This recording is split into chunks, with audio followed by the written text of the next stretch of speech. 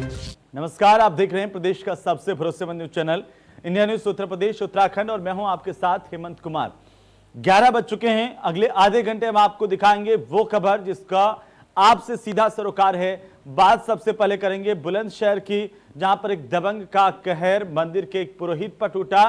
किस तरह से पुरोहित के साथ मारपीट की गई और इस पुरोहित का गुनाह बस इतना था कि वो शौच करने के लिए दबंग के खेत में चला गया।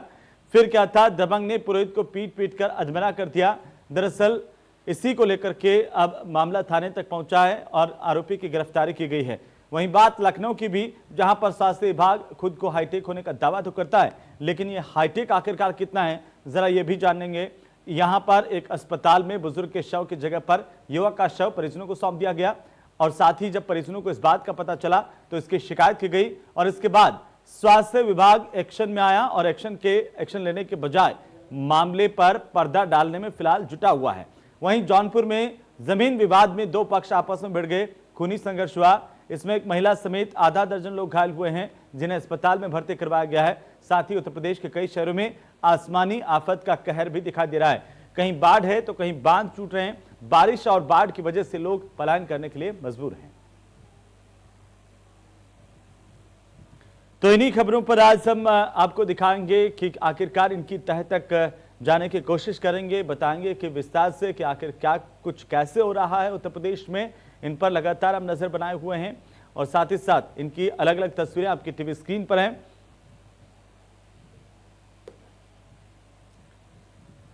तो चलिए आगे बढ़े और खबरों को विस्तार से देखें, लेकिन उससे पहले एक नजर डाल लेते हैं इस वक्त की बड़ी खबर मिल रही है उस पर। बड़ी खबर बिजनौर से मिल रही है, जहां पर पुलिस से जुड़ी बड़ी खबर है। एसपी ने 100 से ज्यादा पुलिस वालों की ट्रांसफर किए हैं। बड़ी और अहम जानकारी, 2 थाना प्रभारियों के साथ ही 10 इंस्पेक्टर्स के तबादले हुए हैं। 22 दरोगा के कार्यक्षेत्र में बदलाव किया गया है, तो साथ ही साथ 70 सिपाहियों का ट्रांसफर किया गया है। ये बड़ी अपडेट है इस वक्त की। 22 दरोगा के कार्यक्षेत्र में बदलाव किया गया है, तबादले किए गए हैं। 70 सिपाहियों के भी तबादले हुए हैं। बिजनौर पुलिस से जुड़ी इस वक्त की बड़ी और अहम जानकारी है। एसपी ने 100 से ज्यादा पुलिस वालों के ट्रांसफर किए हैं। बड़ी अपडेट है इस वक्त की। बिजनौर से बड़ी खबर, जहां पर 2 थाना प्रभारियों को बदला गया है, साथ ही साथ 10 इंस्पेक्टर के तबादले भी हुए हैं। 22 दरोगा के कार्यक्षेत्र में बदलाव किया गया है। ये बड़ी अपडेट है इस वक्त की। 70 सिपाहियों का ट्रांसफर यहां पर किया गया है। जौनपुर से खबर हम आपको दिखाएंगे, लेकिन बिजनौर से इस वक्त की सबसे बड़ी अपडेट आप तक पहुंचा रहे हैं। एसपी ने 100 से ज्यादा पुलिस वालों के ट्रांसफर किए हैं। ज्यादा जानकारी के साथ हमारे संवाददाता राजवीर चौधरी हमारे साथ जुड़ चुके हैं। राजवीर, क्या कुछ जानकारी ट्रांसफर्स को लेकर के? हेमंत, आपको बता दूं, मामला बिजनौर जिले का है, जहां पर कल ही 7 जिलों के कप्तान जहां बदले गए हैं, वही बिजनौर एसपी संजीव त्यागी का भी बिजनौर से प्रतापगढ़ ट्रांसफर हुआ है।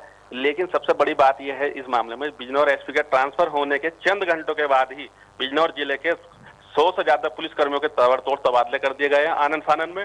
और इस बात को लेकर ये जिले में चर्चा का विषय बना हुआ है कि आखिर ये तबादले एसपी साहब ने जाते जाते क्यों किए, ये सबसे बड़ा सवाल बन गया है। जी बिल्कुल, चलिए बहुत बहुत शुक्रिया राजवीर तमाम जानकारी के लिए। तो यहाँ पर 100 से ज्यादा पुलिस वालों के ट्रांसफर किए गए हैं और इस बात को लेकर के भी चर्चाएं हैं कि आखिरकार ये क्यों किए गए हैं। हालांकि एसपी का अधिकार है अपने इलाके में पुलिस की व्यवस्था को सुनिश्चित करें, कानून व्यवस्था को सुनिश्चित करें, लेकिन आनन फानन में किए गए ट्रांसफर्स को लेकर के अब सवाल उठ रहे हैं।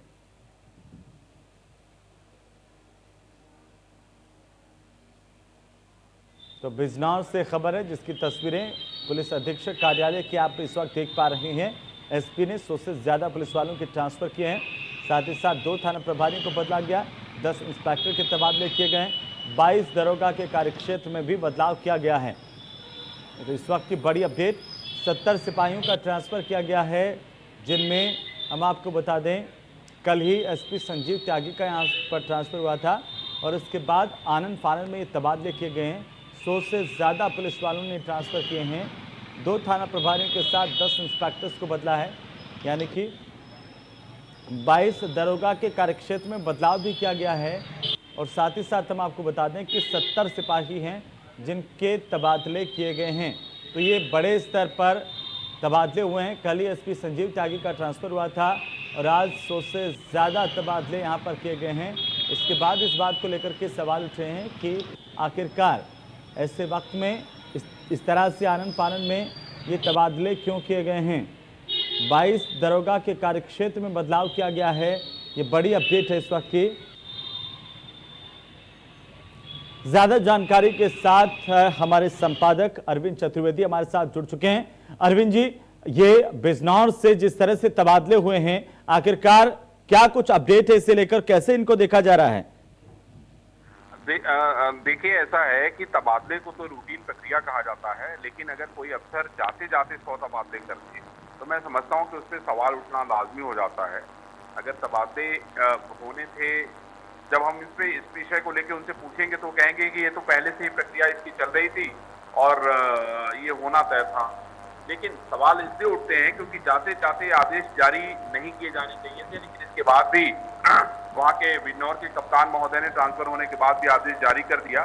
तो सवाल उठेंगे, क्योंकि जब अब नए कप्तान की तैनाती हो गई है, वो आते अपनी तरीके से टीम बनाते और अपने तरीके से जिले को चलाने का काम करते। लेकिन ये तरह का जो काम किया गया है वो उस कप्तान पे सवाल उठाती है। मैं समझता हूँ कि इस बारे में के बड़े अफसर हैं को इस पूरे मामले में संज्ञान लेना चाहिए और इस बात का भी पता लगाया जाना चाहिए कि आखिर ट्रांसफर किस कारण से हुआ है और इसके क्या ऐसा कोई करप्शन या कोई ऐसा कारण तो नहीं है, ये भी पता लगाया जाना चाहिए। बिल्कुल अरविंद जी, आप ये सही बात कर रहे हैं कि किसी भी जिले का, किसी भी इलाके का कप्तान अगर है, उनकी उनका एक व्यक्तिगत तौर पर अधिकार है, प्रशासनिक आधार पर भी, पुलिस के आधार पर भी, कि वे अपने तरीके से कानून व्यवस्था को संचालित करें। लेकिन चूंकि एसपी संजीव कुमार का जो तबादला है वो एक दिन पहले ही यहां से ट्रांसफर हुआ और उसके बाद आनन फानन में जिस तरह से तबादले किए गए हैं, उसे लेकर जाहिर सी बात अब सवाल उठे हैं। लेकिन सवाल इस बात को लेकर के कि आखिर क्या मजबूरी होगी, क्या ऐसा रहा होगा जिसकी वजह से एसपी ने जाते जाते इतने बड़े स्तर पर तबादले कर दिए? देखिए, जैसा मैंने कहा कि अगर हम संजीव कुमार से सवाल पूछें तो ये कहेंगे कि ये पहले से प्रोसेस में था, जारी होना बाकी था। और दूसरी बात यह है कि एडीजी महोदय टेलीफोन पे नहीं उपलब्ध हैं, उसके अलावा उनके जो नीचे के अफसर हैं वो उपलब्ध नहीं है। लेकिन यह है कि जो ऊपर के लोग बैठे हुए हैं प्रदेश में मुख्यालय पे, उनको इस बात का संज्ञान लेना चाहिए और इस पूरे मामले की गंभीरता से जांच किए जाने की जरूरत है। बिल्कुल, इसमें 10 इंस्पेक्टर के भी ट्रांसफर किए गए हैं, तो सिपाहियों के भी ट्रांसफर किए गए हैं अरविंद जी। उसके तहत सिपाहियों के भी ट्रांसफर किए गए हैं और मैं आपको बता दूं कि दरोगा, सिपाही सभी बहुत सारे लोगों के ट्रांसफर किए गए हैं। तो इस बारे में जानकारी जुटाना आवश्यक है और मैं समझता हूं कि हमारे जो वहाँ के संवाददाता हैं वो इस पे काम कर रहे हैं और इसमें आगे की खबर आगे बढ़ेगी। बिल्कुल अरविंद जी, चलिए बहुत बहुत शुक्रिया हमारे साथ जुड़ने के लिए, तमाम जानकारी के लिए। तो चलिए आगे बढ़ेंगे। रामपुर से अगली खबर है, जहां पर दो पक्ष आपस में भिड़ गए, जमकर दोनों के बीच में लात घूंसे चले हैं, एक दूसरे पर कुर्सियां फेंकी गई, पुलिस के सामने हुई मारपीट की घटना और जिसकी तस्वीरें आपकी टीवी स्क्रीन पर हैं। पुलिस ने कई लोगों को हिरासत में लिया है, कोतवाली सिविल लाइंस इलाके का पूरा मामला। लेकिन सवाल सबसे बड़ा इस बात को लेकर के कि मौके पर पुलिस मौजूद और इसके बाद भी लाठी डंडे चलते रहे, तो कानून व्यवस्था को लेकर के क्या खौफ पुलिस का लोगों में ये दिखता है इन तस्वीरों में। तो तस्वीरें आप देखिए, हालांकि पुलिस ने कार्रवाई की है, पुलिस ने कई लोगों की गिरफ्तारी की है, उनको पकड़ा है, पूछताछ भी की जा रही है। ये तस्वीरें, एक्सक्लूसिव तस्वीरें हम आपको दिखा रहे हैं। इंडिया न्यूज़ उत्तर प्रदेश उत्तराखंड पर सबसे पहले सबसे तेज। लेकिन आप देखिए कि कैसे आपस में दो पक्षों में खूनी संघर्ष हुआ है, लाठी डंडों कुर्सियों के साथ एक दूसरे पर धावा बोला गया। इसी दौरान पुलिस बीच में ही मौका वारदात पर पहुंची, घटनास्थल पर पहुंची, कुछ लोगों को पकड़ा गया है, मौके से उनसे पूछताछ की जा रही है और वो तस्वीरें हम आपको इस वक्त आपकी टीवी स्क्रीन पर दिखा रहे हैं। ये देखिए कैसे कुर्सियों से, लाठी डंडों से एक दूसरे पर मारपीट करते हुए दोनों पक्ष। इसी दौरान पुलिस बीच में पहुंची थी, पुलिस ने हालांकि कुछ लोगों की गिरफ्तारी की है, उनको पकड़ा है, उनसे पूछताछ भी की जाएगी। अब इस पूरे मामले को लेकर के अभी तक क्या कुछ एक्शन लिया गया है ये जरूर जानने की बात है। लेकिन फिलहाल इन तस्वीरों को देखिए, इंडिया न्यूज़ पर एक्सक्लूसिव तस्वीरें हम आपको दिखा रहे हैं। रामपुर के इलाके की तस्वीरें हैं, कैसे आखिरकार ये खूनी संघर्ष में तब्दील हुआ, मामूली सा मामला। ज्यादा जानकारी के साथ ओमपाल सिंह हमारे सहयोगी फोन लाइन पर जुड़ चुके हैं। ओमपाल, कैसे आखिरकार ये पूरा विवाद पैदा हुआ, उसके बाद खूनी संघर्ष में तब्दील हो गया? बिल्कुल मैं बताना चाहूंगा, मामूली सा विवाद है। घर के सामने खाली पड़ी जगह में कुछ लोग, एक पक्ष के लोग बैठ जाते थे कुर्सियां डालकर। इसी को लेकर जो अंदर पक्ष गली में रहता है उसने विरोध किया और कई दिन से इन सब चीजों को लेकर बातचीत की जा रही थी। लेकिन अचानक से एक छोटी सी बात को लेकर दोनों पर एक दूसरे पर भड़क गए और जब वो भड़के तब फिर हाथापाई हुई। उसके बाद में कुर्सियां चली, लाते घूंसे बरसाए गए। वहां पर खड़े बहुत सारे लोग उन्हें बचाने की कोशिश कर रहे थे, लेकिन जो पक्ष थे दोनों वो नहीं मान रहे थे। और इसी बात को लेकर वहां खड़े एक शख्स ने पुलिस को फोन कॉल कर दिया। मौके पर पहुंची पुलिस ने दो लोगों को जो काफी झगड़ा कर रहे थे, दोनों पक्ष के एक एक शख्स को वहां से उठा लिया और थाने ले गए। अब थाने में दोनों से पूछताछ की जा रही है और जो कोतवाल हैं वो बता रहे हैं कि पूछताछ जैसे ही कंप्लीट होगी दोनों के खिलाफ कार्रवाई की जाएगी, क्योंकि इस तरह से सड़क पर संग्राम करने की, लड़ने की इजाजत किसी को भी नहीं है। लेकिन ओमपाल, क्या दोनों पक्षों में से किसी की तरफ से मुकदमा दर्ज किया गया इस पूरे मामले को लेकर? चूंकि वीडियो में पुलिस भी दिखाई दे रही है, तो पुलिस आखिर कब पहुंची? देखिए, पुलिस अभी जांच कर रही है और दोनों तरफ से कोई तहरीर नहीं आई है, लेकिन पुलिस अब जांच की, जो पुलिस की जांच है वो किस नतीजे पर पहुंची है ये तो अभी अधिकारी बताएंगे हमें, लेकिन वो पुलिस के अफसर अभी ये बता रहे हैं कि अभी हम जांच कर रहे हैं। बिल्कुल ओमपाल, चलिए बहुत बहुत शुक्रिया तमाम जानकारी के लिए। तस्वीरें बहरहाल हम आपको दिखा रहे हैं आपकी टीवी स्क्रीन पर, किस तरह से मामला बढ़ा और उसके बाद देखते ही देखते दोनों पक्ष आपस में इस तरह से भिड़ गए कि जमकर मारपीट होने लगी। अगली खबर का रुख करेंगे। जौनपुर से अगली खबर है जहां पर दो पक्ष आपस में भिड़े और उसके बाद का वीडियो आपकी टीवी स्क्रीन पर है। दोनों पक्षों के बीच में जमकर लाठी डंडे चले हैं। दरअसल जमीन विवाद को लेकर के ये बात पैदा हुई और उसी दौरान एक दूसरे की जमीन को लेकर पहले से कहासुनी चलती आ रही थी, लेकिन एक पेड़ को काटने को लेकर ये विवाद बढ़ गया। इसके बाद दोनों पक्ष आपस में भिड़ गए, लाठियों डंडों से एक दूसरे पर वार किए। बदलापुर थाना इलाके का मामला, जिसका वीडियो अब सबके सामने है, जमकर वायरल हो रहा है। खूनी संघर्ष की तस्वीर, किस तरह से आपस में एक दूसरे के साथ मारपीट का नंगा नाच चला और आप देखिए कि कैसे एक दूसरे पर ना केवल महिलाओं की इसमें भागीदारी दिखाई दी बल्कि पुरुषों और युवाओं की भी, और सरेआम एक दूसरे से मारपीट की गई। कुछ लोगों के घायल होने की खबर भी है। दरअसल जमीन विवाद को लेकर के ये स्थितियां पैदा हुई और उसके बाद की जो स्थिति है वो आपकी टीवी स्क्रीन पर, कैसे आखिरकार एक दूसरे के साथ मारपीट की गई है वो तस्वीर हम आपको बता रहे हैं। आधा दर्जन घायल हुए हैं महिलाओं के साथ साथ, एक महिला के साथ आधा दर्जन के घायल होने की खबर है। दोनों पक्षों की तरफ से ये तस्वीरों को आप देखेंगे, दोनों पक्ष हाथ में लाठी डंडे लेकर एक दूसरे पर टूट पड़े, एक दूसरे के साथ मारपीट की गई। इसमें महिलाएं भी शामिल थी, पुरुष भी शामिल थे, लेकिन दोनों पक्षों में किसी को इस बात का डर नहीं कि यहाँ पर कानून का राज है, पुलिस भी है। उधर मथुरा के थाना नौहझील में उस वक्त सनसनी फैल गई जब नौहझील कस्बे में स्थित एक बियर शॉप पर पैसे के लेन देन को लेकर विवाद हुआ। दरअसल विवाद के बाद एक युवक ने बियर शॉप पर कार्यरत सेल्समैन को गोली मार दी और मौके से फरार हो गया। गोली सेल्समैन के हाथ में लगी और इसके बाद उसे गंभीर अवस्था में अस्पताल में भर्ती करवाया गया। फिलहाल उसका इलाज किया जा रहा है। पुलिस ने आरोपी को पकड़ने के लिए टीम का गठन किया है, साथ ही साथ छापेमारी शुरू कर दी है। लेकिन गोलीकांड के बाद की तस्वीरें हम आपको दिखा रहे हैं, कैसे यहां पर बियर शॉप पर वारदात को अंजाम दिया गया। सेल्समैन को मामूली से विवाद को लेकर के, जो विवाद पैसों के लेन देन को लेकर पैदा हुआ, उसके बाद गोली चला दी गई, गोली मार दी गई। ये अस्पताल की तस्वीरें जहां पर घायल को भर्ती करवाया गया है। फिलहाल इसका इलाज अभी किया जा रहा है। नौहझील इलाके का मामला है, नौहझील थाना इलाके में ये वारदात हुई है। पुलिस इस पूरे मामले को लेकर तफ्तीश कर रही है। पुलिस की ओर से टीम का गठन किया गया है और आरोपी को पकड़ने के लिए लगातार कोशिश की जा रही है। यह बड़ी अपडेट है इस वक्त की, आरोपी को पकड़ने के लिए टीम का गठन किया गया है। तो चलिए आगे बढ़ेंगे। कौशाम्बी से अगली खबर है जहां पर नारा चौकी इंचार्ज और सिपाहियों पर मारपीट के आरोप लगे हैं। दरअसल मारपीट के बाद लूट के भी आरोप हैं। कोतवाली पहुंचे बीजेपी के विधायक शीतला प्रसाद पटेल और उसके बाद की तस्वीरें आप देखिए। विधायक के साथ पीड़ित भी मौजूद था। इस मामले में अधिकारियों ने जांच के आदेश दे दिए हैं। एसपी ने चौकी इंचार्ज सिद्धार्थ सिंह का ट्रांसफर किया है। साथ ही इस पूरे मामले को लेकर के विधायक पीड़ित को लेकर के थाने पहुंचे थे। कोतवाली में पहुंच करके उन्होंने पुलिस से बात की और इस पूरे मामले को लेकर के चौकी इंचार्ज और सिपाहियों पर गंभीर आरोप लगे हैं।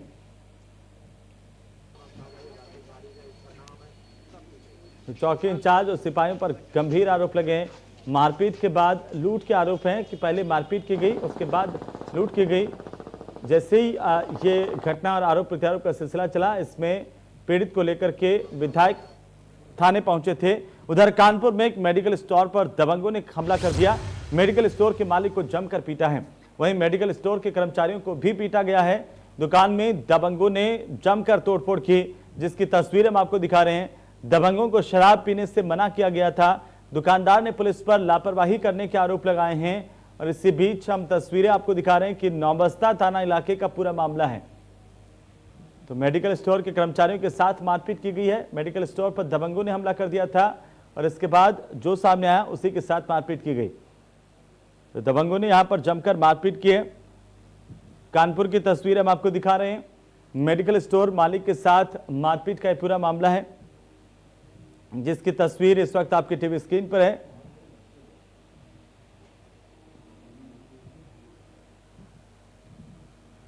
तो वहीं देश को प्लास्टिक से मुक्त करने के लिए 8 से लेकर 15 अगस्त तक पूरे देश में गंदगी मुक्त भारत अभियान चलाया गया। इसके तहत सोनभद्र के सभी ग्रामीण और शहरी इलाकों में सिंगल यूज प्लास्टिक का उपयोग न करने के लिए जिलाधिकारी की ओर से अलग तरीके से लोगों को जागरूक किया गया। यह हम आपको तस्वीर दिखा रहे हैं, सोनभद्र के इलाके की तस्वीर है। जिलाधिकारी ने सिंगल यूज प्लास्टिक को सभी ग्राम पंचायतों से इकट्ठा करके लगभग 36 ट्रैक्टर प्लास्टिक कूड़े के साथ बाकायदा शव यात्रा निकाली और इसका दाह संस्कार करने की जिम्मेदारी सोनभद्र के डाला स्थित अल्ट्राटेक कंपनी ने ली, जहां इसे जलाकर नष्ट किया गया। तो अपनी तरीके से अनोखी पहल हम इसे कह सकते हैं। तो वहीं प्रशासन की इस पहल पर इंडिया न्यूज ने डीपीआरओ और अल्ट्राटेक कंपनी के यूनिट हेड से खास बातचीत की। आप भी देखिए। प्लास्टिक से मुक्त करने के लिए पूरे भारत में एक अभियान चलाया जा रहा है, जिसके तहत सोनभद्र में 8 तारीख से लेकर 15 अगस्त तक एक अभियान चलाया गया है, जिसमें बाकायदा पंचायती राज विभाग को लगाया गया है। और इस कार्यक्रम को डीपीआरओ सोनभद्र के माध्यम से संचालित किया जा रहा है। हमारे साथ डीपीआरओ सोनभद्र हैं, इनसे जानने की कोशिश करते हैं कि क्या अभियान है और किस किस तरह से इसको कर रहे हैं। सर, ये अभियान क्या है, किस तरह से इसको कर रहे हैं, इसका उद्देश्य क्या है? जैसे कि माननीय प्रधानमंत्री और मुख्यमंत्री महोदय द्वारा ये जो एक आह्वान किया गया है, अपील की गई, सिंगल यूज़ प्लास्टिक को बैन करना, उसको बंद करना। और सिंगल यूज़ प्लास्टिक जैसे पॉलीथीन या जो भी जो हमारे गांव में लोग यूज़ करते रहेंगे, तमाम कूड़े के रूप में गांव में फैला हुआ। और उस कूड़े से जो है जानवर, गंदगी तो होती है, जानवर खा लेते हैं तो जानवरों को भी नुकसान हो रहा है। इस कैंपेन को जो है 8 से 15 तक सफाई कर्मियों के माध्यम से, और इसको लीड दिया है प्रधानों और सचिवों ने। और इस तरह से जो गांव-गांव से जितनी सिंगल यूज प्लास्टिक कूड़े में पड़ी थी, उसको कलेक्ट करना, बैग में भरना, सेग्रीगेट करके, और उसके बाद फिर आज जब 15 अगस्त को ये कैंपेन का लास्ट डे था, उसके बाद अल्ट्राटेक के सहयोग से जो को प्रोसेसिंग, क्योंकि उसको फिर कहीं बाहर फेंकेंगे तो फिर वही कूड़े के रूप में नुकसान करेगा, चाहे वातावरण को या जानवरों को, सबको। इसलिए फिर को प्रोसेसिंग के लिए सीमेंट प्लांट में अल्ट्राटेक के सहयोग से यहाँ पर ये शव यात्रा निकाल करके कि पूरे समाज को, पूरे लोगों को एक संदेश जाए कि हमें सिंगल यूज प्लास्टिक का उपयोग अब नहीं करना है और अपने वातावरण के साथ साथ अपने जनजीवन को भी स्वस्थ रखना है। बिल्कुल, प्लास्टिक है जो सिंगल यूज प्लास्टिक है, उसकी शव यात्रा निकालकर आज उस शव को अल्ट्राटेक को सौंपा है। हमारे साथ यूनिट हेड हैं मिस्टर राहुल, इनसे जानने की कोशिश करते हैं कि क्या ये जो प्लास्टिक है इनके पास जो आया हुआ है, उसका यूज़ कैसे करेंगे, क्या उसको डिस्ट्रॉय करेंगे या फिर उसको कुछ और प्रयोग में लाएंगे। सर, आज जो है आपके पास अभियान के तहत प्लास्टिक आया, सिंगल यूज प्लास्टिक, कैसे इसको करेंगे, क्या रिसाइकिल करेंगे, इसको डिस्ट्रॉय करेंगे, क्या है प्रोसेस इसका? सबसे पहले तो मैं सरकार का और अपने जितने भी विभाग जितने लगे हुए हैं इसको, जिन्होंने प्लास्टिक को इकट्ठा किया, उसको धन्यवाद देता हूँ, क्योंकि हमारे डिस्ट्रिक्ट के अंदर ये बहुत अच्छा इनिशिएटिव लिया गया सिंगल यूज प्लास्टिक पर शव यात्रा का।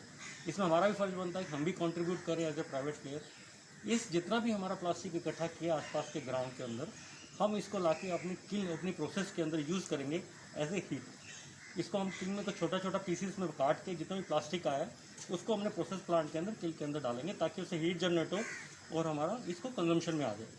तो ये मकसद है।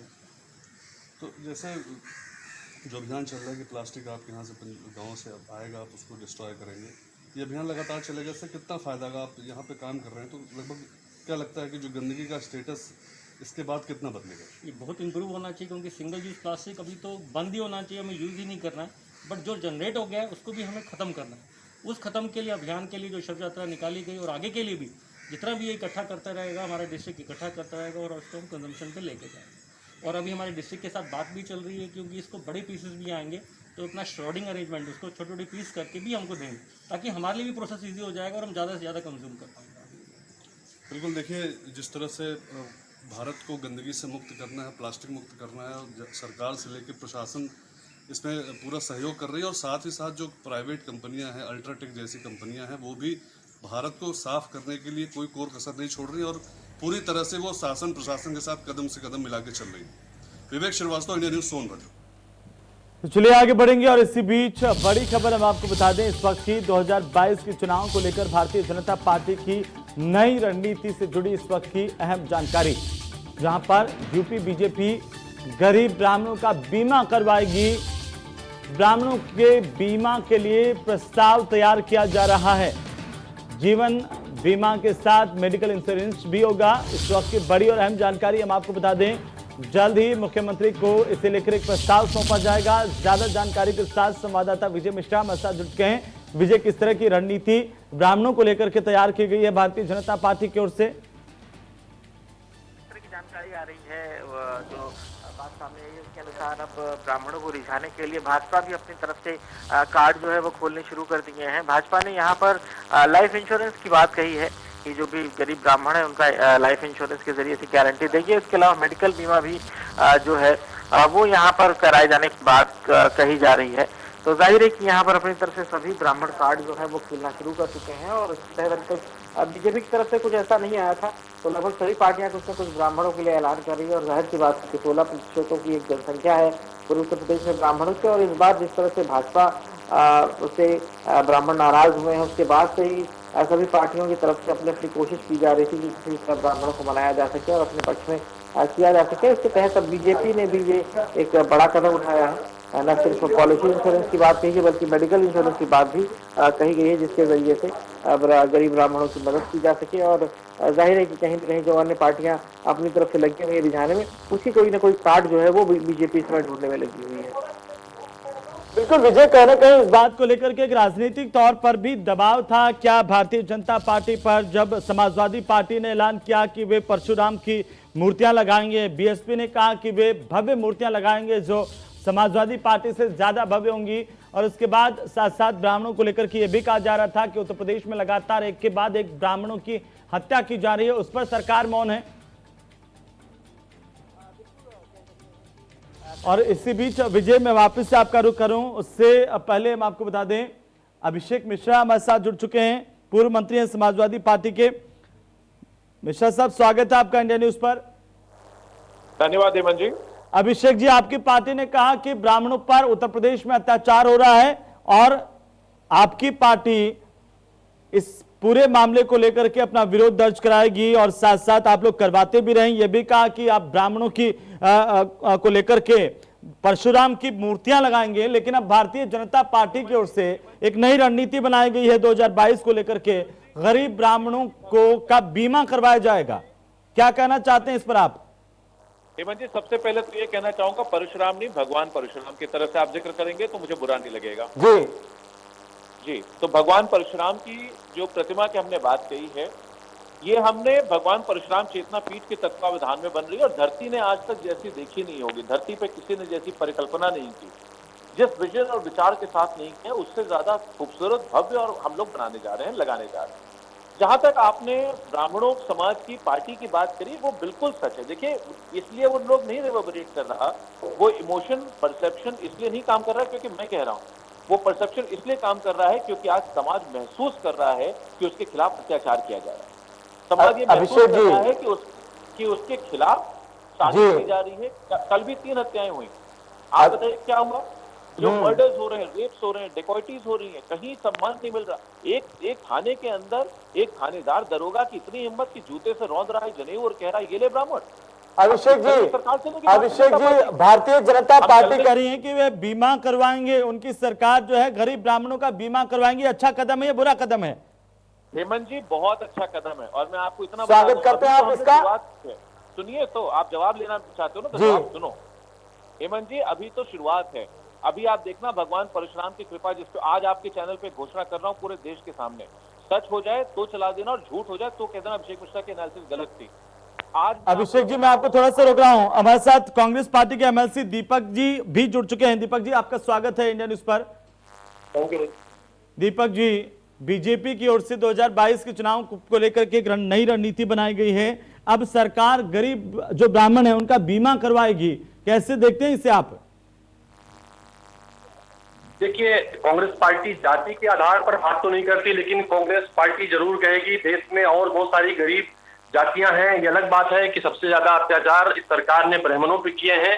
तो मुझे लगता है ये पाप छुपाने की कोशिश है। और अगर हम देखें तो ये इनके इस कृत्य से एक बात याद आती है, सरकार इस कदर आवाम पर एहसान करती है, पहले आंखें छीन लेती है फिर चश्मे दान करती है। पहले अत्याचार किए ब्राह्मणों पर, अब उन्हें उनको दान करने की बात कर रही, उन्हें मुआवजा देने की बात कर रही, उनकी पेंशन देने की बात कर रही। तो मुझे लगता है अत्याचार करने के बाद जो पहले राजा महाराजा कुछ सहायता प्रदान करते थे परिजनों को, तो सरकार उस ढंग से इस लोकतांत्रिक व्यवस्था में राजाओं महाराजाओं सा कृत्य कर रही है। जी दीपक जी, हमारे साथ अभिषेक जी भी मौजूद हैं समाजवादी पार्टी की ओर से। अभिषेक जी, आप मुझे सुन पा रहे हैं? मैं आपको पूरा सुन रहा हूँ। मैं अपनी बात कह रहा था, मैं इस बात को अच्छा है कि करने जा रहे हैं ब्राह्मणों के लिए, बिल्कुल करें। और मैं इतना और कह रहा हूँ, अभी आप देखना जो थाने में सिपाही होगा उसको सम्मान मिलने लगेगा, जो इंस्पेक्टर होगा उसको थाना मिलने लगेगा, IPS IAS को जिले मिलने लगेंगे, और मंत्री परिषद में जिसपे भगवान परशुराम की कृपा हो जाएगी, आप देखना उसको कौन सा विभाग मिलता है अगले फेरबदल। लेकिन कम से कम आप इस पहल का स्वागत करेंगे इस तरह से अगर सरकार चलती है तो? इसमें तो दीजिए जी, अगर इस तरह से सरकार गरीब ब्राह्मणों का बीमा करवा रही है तो इसका स्वागत करते हैं ना आप? नहीं, बहुत अच्छी बात है। मैं कह रहा हूँ ब्राह्मण का ही नहीं, सबका कराइए, ब्राह्मण का तो जरूर कराइए, क्योंकि आज जिस तरीके से भारतीय जनता पार्टी की सरकार चलिए अभिषेक मिश्रा जी, चलिए ये अच्छी बात है, आप इस पहल का स्वागत करते हैं। बहुत बहुत शुक्रिया हमारे साथ जुड़ने के लिए। दीपक जी आपका भी बहुत बहुत शुक्रिया, आप भी हमारे साथ जुड़े, इस पर रिएक्शन दिया। तो चलिए इसी के साथ ही इस बुलेटिन फिलहाल नहीं, आप देखते रहिए इंडिया न्यूज। नमस्कार।